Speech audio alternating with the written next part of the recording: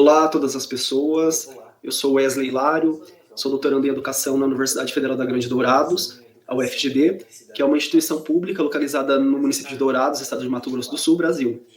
O que eu trago aqui é um recorte da minha pesquisa de doutoramento, onde eu tenho investigado os processos de subjetivação de jovens no ensino médio a partir da formação para o trabalho ofertada nesse estado, num período que compreende o início da década de 60 até a atualidade. O que eu trago aqui é, como parte disso, uma análise discursiva de comerciais e materiais publicados em revistas e outros textos midiáticos a respeito de enunciados que têm circulado nessa modalidade discursiva e que têm subjetivado os jovens em determinadas posições.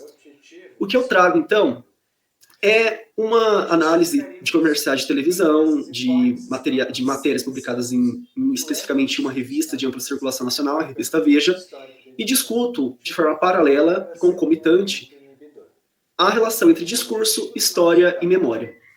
Eu parto, então, dos princípios da análise discursiva de inspiração Foucaultiana, tendo em mente que os discursos são produzidos socialmente, eles partem de uma instituição, os discursos têm uma historicidade. Quer dizer, as pessoas são capturadas pelos discursos porque eles circulam mediante a fixação de uma memória. Aquilo que circula no nosso tempo presente apenas ganha sentido porque em determinado momento da nossa história houve algum elemento que pôde ativar a interpretação, o sentido que as pessoas têm em relação àquilo que se diz hoje, na nossa atualidade.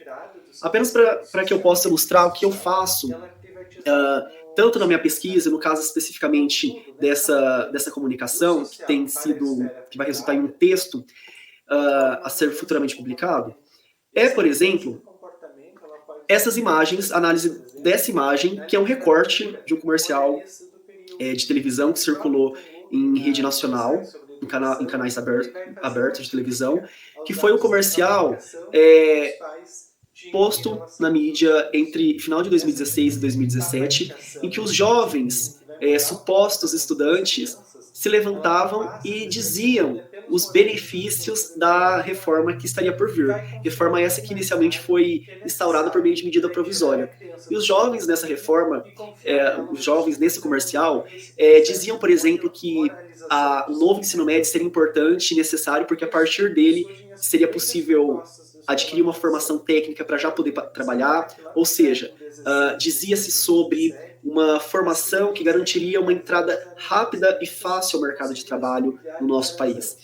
Uma outra enunciação presente nesse comercial é em relação à liberdade de escolha que o jovem teria para decidir o seu futuro. Essa que é justamente a tônica do novo ensino médio, que o jovem pode escolher o que estudar.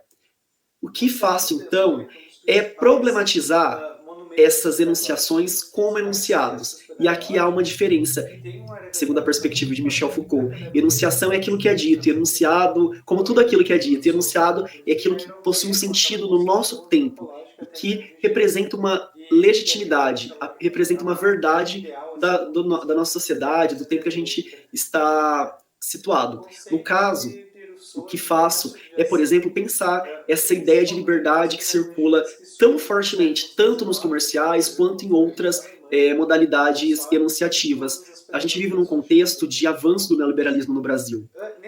E fazer com que isso circule, né, tanto na mídia quanto em outras materialidades discursivas, é fundamental para fazer com que os jovens acreditem que são responsáveis, unicamente responsáveis, pelo seu futuro. E aqui eu não estou tirando a agência que os sujeitos têm naquilo que lhe acontece, não é? Mas é como o Estado, agora posto, né, como agente dessa enunciação, impõe aos sujeitos, no caso os jovens, que os jovens são responsáveis por decidir aquilo que vai lhe acontecer a partir de uma decisão do presente. E uma decisão do presente que acontece na escola. Né? Uma outra questão que é analisada nesse artigo por vir por exemplo, também um artefato também inscrito no discurso midiático, que é uma edição da revista Veja, datada do ano de 2016, final do ano de 2016, atual, portanto, logo após a promulgação da medida provisória, que diz respeito a uma reportagem para divulgar as alterações que seriam feitas no ensino médio. Nós temos, por exemplo, a capa dessa revista intitulada Aqui, Reviravolta na Escola, e como imagem, um lápis azul. Esse lápis azul, de formato flexível, representa justamente a ideia que se fez circular sobre o novo ensino médio a respeito da flexibilidade que ele oferece para os jovens estudantes do nosso país. E logo ao lado, temos aqui uma imagem contida na reportagem, a reportagem essa intitulada A Nova Cor do Ensino Médio, e que traz uma escola, evidentemente, de algumas décadas atrás, e isso a gente pode supor pelo corte de cabelo das pessoas, pela mobília dessa sala de aula, pela estrutura que ela apresenta, e uma foto preta e branca, remetendo ao antigo, essa imagem de antigo que os leitores e todos nós temos na nossa sociedade. E, em contraposição a isso, alguns lápis coloridos na parte inferior, representando um novo ensino médio, como aquilo que vem a dar uma cor para essa turma, para esse ensino médio. Né? Então, o que eu faço, para além disso, né, de analisar tanto os textos e as imagens contidas nesse conjunto de materiais, é pensar quais estratégias são utilizadas para que o leitor seja capturado e ative determinadas memórias a partir dos discursos que são circulados, que são postos em circulação nesse material. Não é? Porque nós sabemos que há uma relação muito estreita entre discurso, história e memória. E são essas relações que eu busco mostrar nesse texto que está por vir e também na minha pesquisa. É isso, muito obrigado.